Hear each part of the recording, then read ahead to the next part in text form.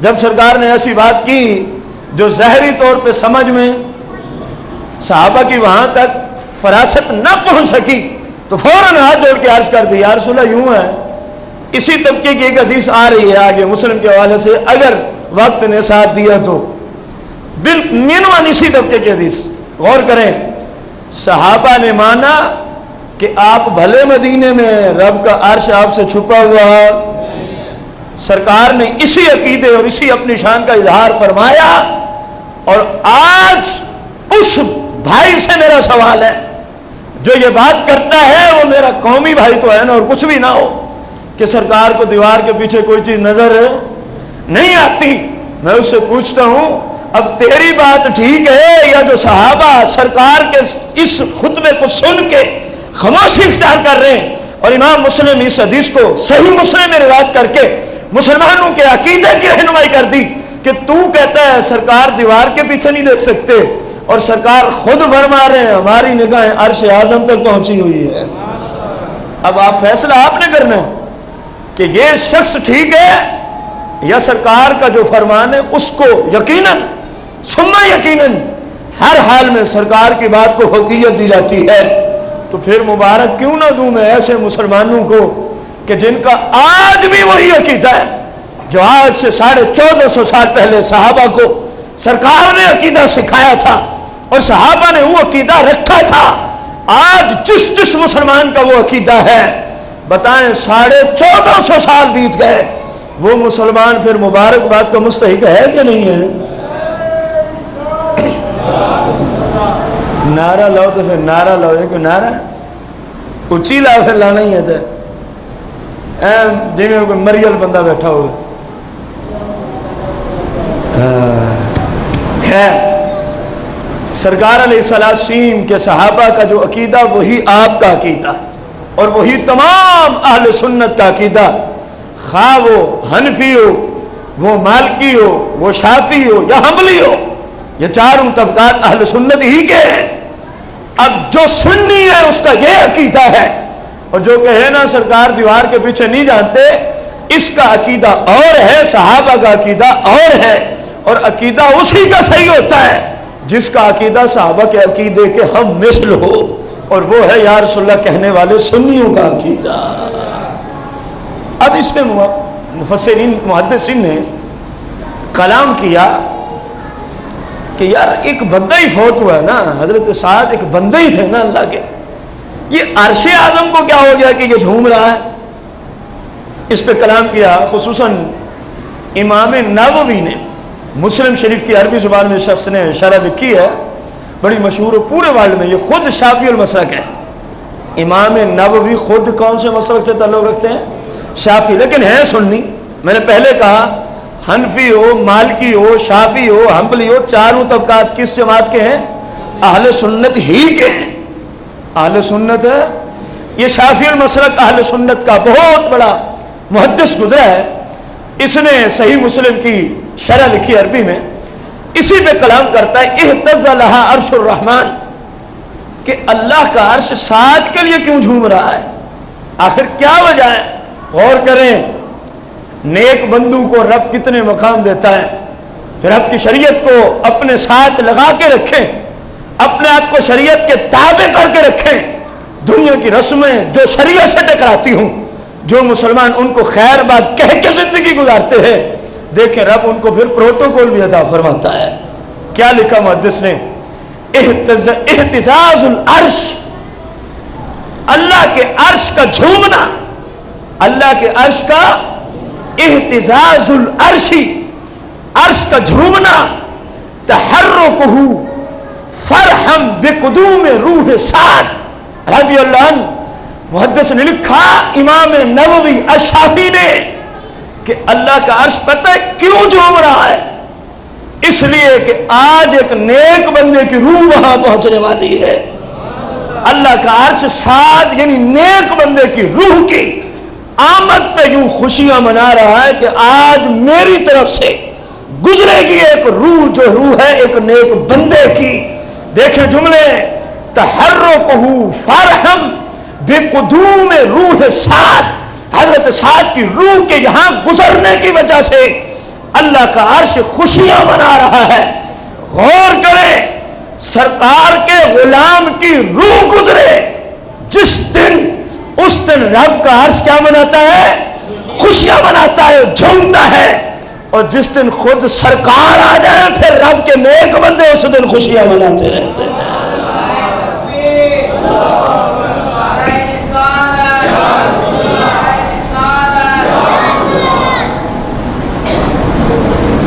اور یہ ایک تفسیر ہے اہتز لہا عرش الرحمن کی۔ دوسری تفسیر یہ بھی امام نووی میں لکھی ہے، امام احمد رضا خان کے فتاوی رضویہ سے نہیں عرض کر رہا۔ لوگوں کو بڑا اعتراض ہوتا ہے جب فتاوی کا نام ہے، حالانکہ فتاوی رضویہ میں امام صاحب نے کوئی گھر سے تو دین نہیں گھڑانا، جو بھی بات نقل کی ہے یا قرآن سے ریفرنس پیش کیا ہے یا سرکار علیہ السلام کی حدیث سے ریفرنس دیا ہے۔ اب ہم امام نووی کی اس شرح مسلم سے پڑھ رہے ہیں جو تمہاری لائبریریوں میں آج بھی موجود ہے۔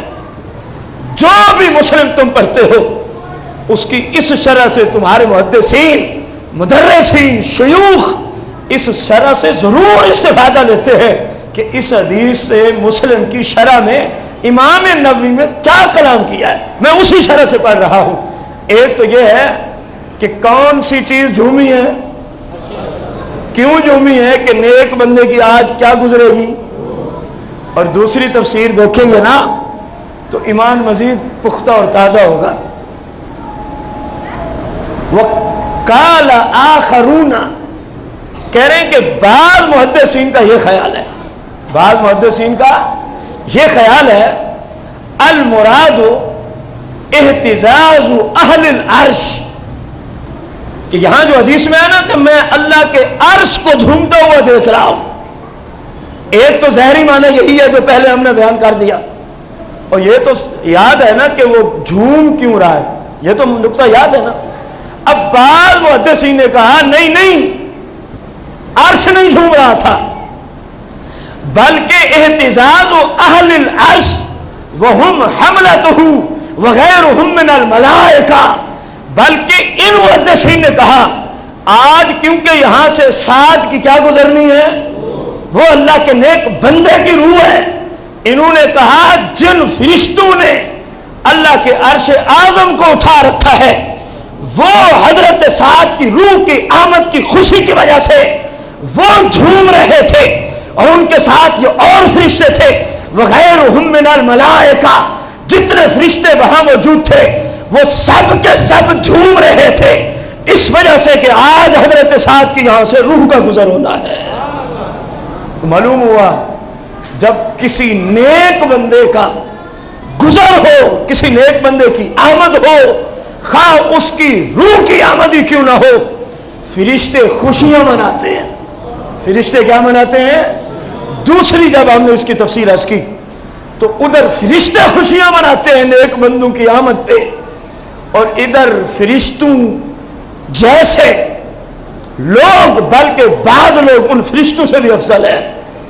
مسلم جو شریعت کا پیکر ہوتا ہے وہ عام فرشتوں سے افضل ہوتا ہے۔ وہ عام فرشتوں سے کیا ہوتا ہے؟ شراکات میں اور امام غزالی کی کتابوں میں یہ مسئلہ موجود ہے۔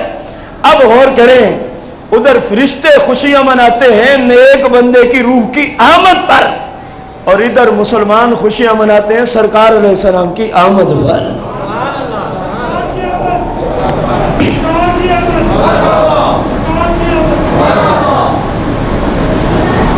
دوسری حدیث، اس حدیث کو بھی امام مسلم نے روایت کیا، صحیح مسلم میں، باب کا نام ہے باب الفتن۔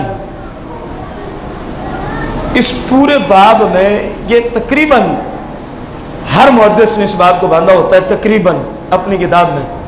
اس میں حدیثیں پتہ ہے کون سی آتی ہیں؟ جو سرکار نے غیبی خبریں دے رکھی ہیں وہ ساری حدیثیں اس کے اندر لازمی آ جاتی ہیں۔ کس اعتبار سے؟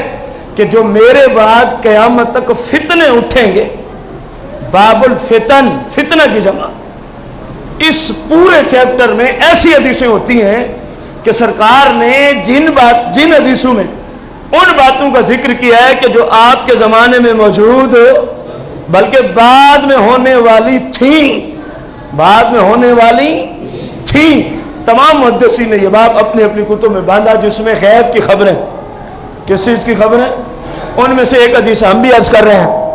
सही मुस्लिम बाबुल फितन, हदीस का नंबर है 2899, 2899। गौर करें। अन सुबाना काला काला रसूलुल्लाह सल्लल्लाहु अलैहि वसल्लम इन्नल्लाह ज़वा लियल अर्दा। सरकार फरमाते हैं कि अल्लाह पाक ने मेरे लिए जमीन को क्लोज कर दिया, मेरे लिए जमीन को करीब कर दिया। और फिर हुआ क्या? फरमाया फरअयतु मशारिकहा व मगारिबहा। ऐसा अब मैंने मदीने में बैठकर इस जमीन को मशरक से मगरब तक सारी कायनात को मैंने मुलाज़ा फरमा लिया है। तशरीफ कहाँ रखते हैं? मदीना मुनव्वरा में। और फिर फरमाया व इन्न उम्मती सयबलुगु मुल्कुहा मा ज़ुविया ली मिनहा औ कमा क़ाल अलैहिस्सलातु वत्तस्लीम।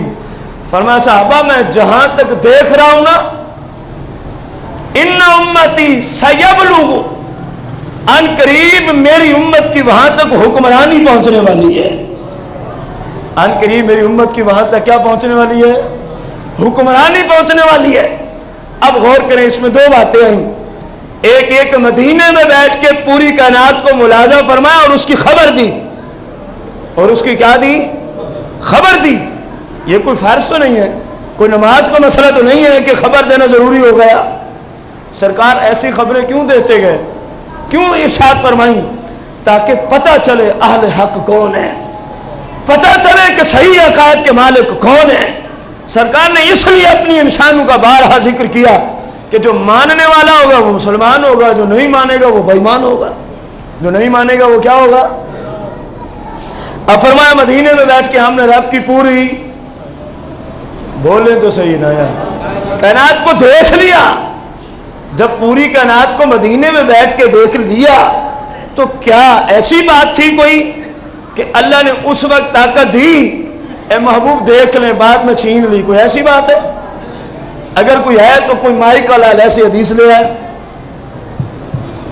पूरे ज़ख़ीरा है हदीस में, कोई एक हदीस ही पेश कर दो कि सरकार ने फरमाया ये रब ने मुझे आज ये शान दी है, बाद में रब मुझसे वापस ले लेगा। तो जब दी है बस दे दी है, जब दी है बस दे दी है। रब अपने महबूब को जब जो शान देता है वो दे ही देता है। मुस्तकबिल में उस शान में इजाफा तो मुमकिन है, उस शान में इजाफा तो, उस शान में उस सिफ्त में कमी आती क्यों? कुरान कह रहा है वलल आखिरतु खैरुल लक मिनल ऊला। ए महबूब हर बात में आने वाली घड़ी आपकी पहली घड़ी से शान के एतबार से ज्यादा बेहतर होगी। शान और शौकत के एतबार से क्या होगी? ज्यादा। तो कुरान से साबित हुआ कि जो शान रब ने दी वो बढ़ती है। रब उसमें कमी आने, यार कमी वो दे जो खुद कमी हो, जो कमजोर हो, जिसमें वसअत ना हो, जो जिसको खुद अपने खजानों का डर हो। मैंने ये दे दिया तो मैं खुद गरीब हो जाऊंगा, मेरे पास ये शान नहीं रहेगी। वो तो ऐसा मालिक है। सरकार की हदीस है रब तो ऐसी शानों का मालिक है, अव्वल से लेकर आखिर तक जितने लोग आए, रेत के जरों के बराबर लोग हो जाएं, समंदर के कतरों के बराबर लोग हो जाएं, दरख्तों के पत्तों के बराबर लोग हो जाएं, और हर बंदा खरबों साल इसकी जिंदगी हो, खरबों साल दिन रात ये खाने से पाक, ये सोने से पाक, ये थकावट से पाक, दिन रात इसको एक ही काम हो अपने रब से मांगने का, अपने रब से अव्वल से आखिर तक तमाम लोग खरबों साल मांगते रहे। हदीस का मफहूम है, सरकार ने फरमाया ये जो जो मांगे इतने अरसे में रब हर एक को वो दे दे। फरमाया मेरे रब के खजानों में इतनी कमी भी नहीं आती इतने सारों को इतना कुछ देने से, جتنی کہ سمندر سے چڑیا اپنی چونچ میں ایک پانی کا قطرہ لے آئے، جتنی سمندر میں کمی آئی ہے اس پانی کی وجہ سے، فرمایا میرے رب کے خزانوں میں اتنی کمی بھی نہیں آ سکتی۔ جو اتنے بڑے خزانوں کا مالک ہے وہ سرکار کو شانیں دے کے کیا پھر واپس لیتا ہے؟ نہیں، کل بھی یہ شان تھی، آج بھی ہے اور قیامت تک یہ شان ہے۔ مدینے میں بیٹھ کے سرکار نے پوری کائنات کو کیا فرمایا؟ ملاحظہ فرمایا، دیکھا۔ اور ہم بھی تو یہی کہتے ہیں کہ ہم بیٹھے یہاں ہیں، گفتگو یہاں ہو رہی ہے، لیکن اللہ کی عطا سے سرکار مدینے میں آپ سب کو ملاحظہ بھی فرما رہے ہیں، یہ ہماری گفتگو بھی سن رہے ہیں۔ کون کس نظریے سے بیٹھا ہے، سرکار اس کے اس نظریے سے بھی باخبر ہے۔ ہم بھی تو یہی کہتے ہیں، اس کے سوا ہم نے کون سا کوئی جرم کیا ہے؟ جو حدیثیں کہہ رہی ہیں ہم بھی وہی کہہ رہے ہیں۔ اب حدیث میں عمل کرنا ہی جرم ہو گیا ہے تو بھائی کریں گے، بار بار کریں گے اس جرم کو، اگر حدیث میں عمل کرنا ہی جرم ہو گیا ہے تو۔ عجیب بات ہے، سرکار کی صحیح حدیثیں، ہمارے نزدیک تو حدیث کسی بھی کتاب کی ہو قابل قبول ہے۔ مسلمانوں کی بات ہو رہی ہے، پورے ورلڈ کے مسلمان جو پڑھے لکھے ہیں، آپ ان سے اصول پوچھیں، جو اسماء اور رجال کی کتابیں ہیں، حدیث کے اصولوں پہ جو بکس لکھی گئیں، آپ ان کے اندر جائیں، ہوتا جانوں، آپ کو یہی جملہ ملے گا۔ یہ نہیں دیکھنا کہ حدیث کس کتاب کی ہے، دیکھنا یہ ہے کہ حدیث کی سند ٹھیک ہے۔ یہ اصول ہے مسلمانوں کے ہاں، تو یہ اصول ہے۔ اور بعض لوگ یہ کہتے ہیں نہیں صرف سیاستہ سے دکھاؤ۔ ارے بھائی مانو یہ حدیثیں ہم سیاستہ سے ہی پڑھ رہے ہیں، بقول تمہارے یہ حدیثیں کن بک سے پڑھی جا رہی ہیں؟ سیاہ میں سے بھی شیخین کی کتابوں سے، بخاری اور مسلم سے درس ہو رہا ہے۔ اور کوئی پہلا جمعہ نہیں، علم غیب کے مسئلے پہ بخاری اور مسلم سے آج تیسرا جمعہ چل رہا ہے، اور یہ ختم نہیں ہوتا مواد۔ یہ اور بات ہے کہ ہم خود چھوڑ دیں، حدیثیں اتنی موجود ہیں بخاری اور مسلم میں علم غیب کے مسئلہ پر۔ سرکار علیہ الصلوۃ والتسلیم مدینہ منورہ میں تشریف فرما تھے۔ اس حدیث کو بھی امام مسلم نے روایت کیا۔ اگلی حدیث جو آ رہی ہے اس کو بھی کس امام نے روایت کیا؟ صحیح مسلم میں باب الجنہ، کس باب کے تحت لے آئے؟ جہاں جنت کے متعلقہ حدیث کو اکٹھا کیا امام مسلم، باب الجنہ، اور حدیث کا نمبر ہے 2844 2800۔ غور کریں، حدیث کے راوی جناب سیدنا عبد الرحمن یا عبداللہ، جو مشہور ہیں ابو ہریرہ سے، جو مشہور ہیں اپنے لقب ابو، نام یا عبد الرحمن ہے یا عبداللہ ہے۔ ابو ہریرہ عن ابی ہریرہ قال كنا مع رسول الله صلى الله عليه وسلم اذ سمع وجبه فقال النبي عليه السلام اتدرون ما هذا؟ قال قلنا الله ورسوله اعلم. قال هذا حجر رمي به في النار منذ 70 خريفا فهو يهوي في النار الآن حتى انتهى الى قعرها او كما قال الاسلام۔ ابو ہریرہ کہتے ہیں صحابہ اور سرکار مدینہ منورہ میں ہیں، ہم عرب شریف کی سرزمین ہے۔ اذ سمع وجبہ، تو سرکار علیہ السلام نے ایک آواز سنی، غور کریں۔ فقال نبی علیہ السلام، سننے کے بعد سرکار نے اپنے صحابہ کو ارشاد فرمایا، اتدرون ما ھذا؟ اتدرون ما ھذا؟ اے صحابہ تم جانتے ہو یہ جو ابھی ابھی آواز آئی ہے یہ کس چیز کی تھی اور کیوں تھی؟ اگلے جملے سننے کے قابل ہیں۔ جو آپ کا عقیدہ ہے صحابہ کے بھی مینمان وہی عقیدہ تھا۔ قال، حضرت ابو ہریرہ کہتے ہیں قلنا، جمع کا صیغہ ہے، قال سے قلنا، جمع متکلم کا صیغہ لوٹایا کہ صحابہ نے عرض کی، ایک تو صحابی نہیں، صحابہ نے عرض کی کیا؟ اللہ و رسولہ عالم، اللہ و رسولہ، صحابہ نے عرض کی اللہ اور اللہ کا رسول ہی بہتر جانتے ہیں، اللہ اور اللہ کا رسول ہی۔ یہ جملے کس نے، کن لوگوں نے کہے؟ غور کرنا، میں اگلی بات سے پہلے ایک بات کرنا چاہتا ہوں۔ اور یہ کس حدیث کی کتاب